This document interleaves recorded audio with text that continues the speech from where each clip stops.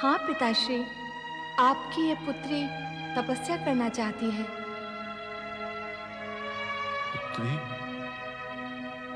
मुझसे ना तो तुम्हारा ये वेश देखा जा रहा है और ना तुम्हारी इच्छा सुनी जा रही है। यदि पिता होकर आप मेरे मन की बात नहीं सुनेंगे तो फिर कौन सुनेगा? मुझे तपस्या की आज्ञा दें पिताश्री। कामदेव के भस्म होने के पश्चात अब शिव आराधना का क्या अर्थ है पुत्री? सब व्यर्थ होगा।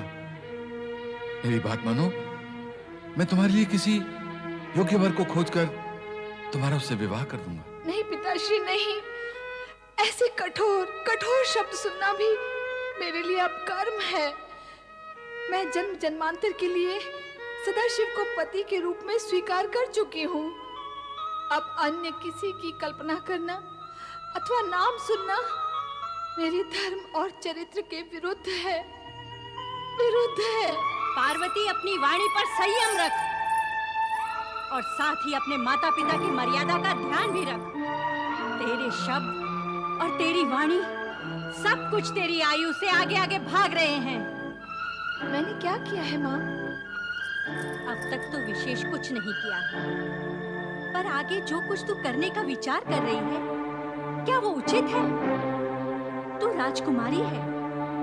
राजमहल में राजपाट के मध्य तेरा पालन पोषण हुआ है। शिव के निमित्त शिव आराधना और तपस्या करने की अनुमति मैं तुझे सर्वथा नहीं दे सकती। मैं तेरे कोमल तन को तपस्या की अग्नि में तुझे कभी नहीं झोंकने दूंगी, कभी नहीं झोंकने दूंगी। और फिर एक राजकुमारी का किसी योगी के साथ इस प्रकार का रागात्मक संबंध, क्या ये राज परिवार के लिए शोभा की बात है? इसमें अशोभनीय क्या है? है कोमल राजकुमारी का कठोर योगी से अनुराग आज तक देखा सुना नहीं गया। जो आज तक नहीं हुआ वो अब भविष्य में होगा तो अनुचित होगा, ऐसा किस ऋषि अथवा मुनि ने कहा है? तुम तर्क बहुत करने लगी हो पार्वती। अपने उचित पक्ष को प्रमाणित करने का प्रयत्न तर्क नहीं होता।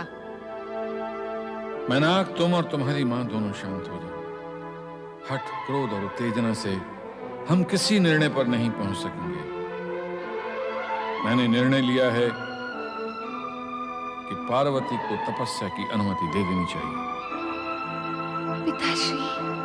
पिताश्री, आपने ये निर्णय सोच विचार कर किया है? क्या तुमने ये प्रश्न मुझसे सोच विचार कर किया है? आप तो मेरे किसी विचार से सहमत हैं ही नहीं।